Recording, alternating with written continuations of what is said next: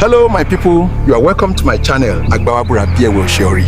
If this is your first time watching, kindly like, share, comment and subscribe for more amazing Yoruba content. Thank you for your support. Àníbẹ̀yàn bá ti gbọ́n lágbọ́n jù, ọgbọ́n a máa yí ọlọ́gbọ́n nínú po ni. Bẹ́ẹ̀ kẹ̀, ẹni tó bá sì ti wò pé òun lòun gbọ́n jù, ẹ̀yìnkùlé àgọ̀ náà ní ń kọ́lé sí. Ẹni tí ó bá ti lè gbàmọ̀ràn ẹni ẹlẹ́ni, wọ́n tiẹ̀ náà sùkẹ̀. Àníbẹ̀ bá gbọ́n tó mi, lè gọ̀ tó mi, ńlọrọ̀ ilé ayé bó ti rí inú ọjà yìí. Kí ni tó ṣẹlẹ̀? Agbẹjọ́rò kan lọ mú kànga rẹ̀, ó bá tà fún olùkọ́. Kété tó tà fún olùkọ́ tán, ẹ̀yin kọ́ yìí gbogbo ẹ̀yin ará ilé. Nígbà tí ó tà fún olùkọ́ ló bá dọjọ́ kan, agbẹjọ́rò fẹ́ máa jáde lọ.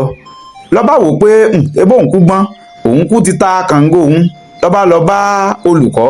Olùkọ́ o, sọ gbàgbé pé kànga nìkan mo tà fún yín tó mi inú ẹ̀ fún ọ. Bó bá fẹ́ wá máa pọn mi nínú rẹ̀, dandan ni pé kó máa sanwó, ó tún máa sanwó lọ́tọ̀ọ̀tọ̀ bó bá máa pọn omi nínú rẹ̀. Olùkọ́ bá rẹ́rìn. Nígbà tí ó rẹ́rìn, olùkọ́ ní agbẹjọ́rò mi, èmi gan ti ń fojú wá yín wípé kànga lẹ máa tà fún mi, omi inú rẹ̀ ńkọ́ bó lẹ́ẹ̀sì o, ń bo lẹ́ẹ̀gbọ́n sí, torí pé bí ọjọ́ bíi mélòó kan bá tún lè gùn nísìn, ẹ máa sanwó inú kànga mi tẹ́ ẹ kó mi yín sí o. Ẹ̀yin kọ́ ya ara lé, ta ló gbọ́n báyìí, ta ló gọ̀ nínú olùkọ́ àtàgbẹjọ́rò?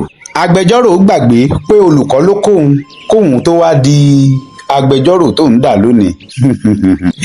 Tọ́ èyí la fi ń bá gbogbo ẹ̀yin ọlọ́gbọ́n ayé tẹ̀ wò pé gbọ́n ọgbọ́n yìí ń núpo la fi ń bá yín sọ̀rọ̀. Tó o bá lọ gbọ́n ju àwọn tó kù lọ, má gbàgbé pé o ò lè gọ̀ tó wọn o. Bó ti rí nu, ọgbọ́n a máa yí ọlọ́gbọ́n nínú po. Ìwọ náà tí ìwọ náà bá wà nírú ipò agbẹjọ́rò, mo fẹ́ kó ṣàkíyèsí ara rẹ lónìí o. Ọgbọ́n a máa yí ọlọ́gbọ́n nínú po. Èmi ti yín tòótọ́, Káyọ̀dé ọmọ Àjàó yín rèé.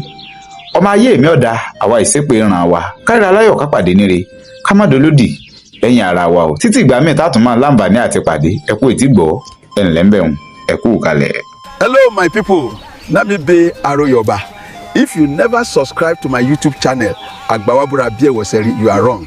Make you go there now and subscribe. Thank you.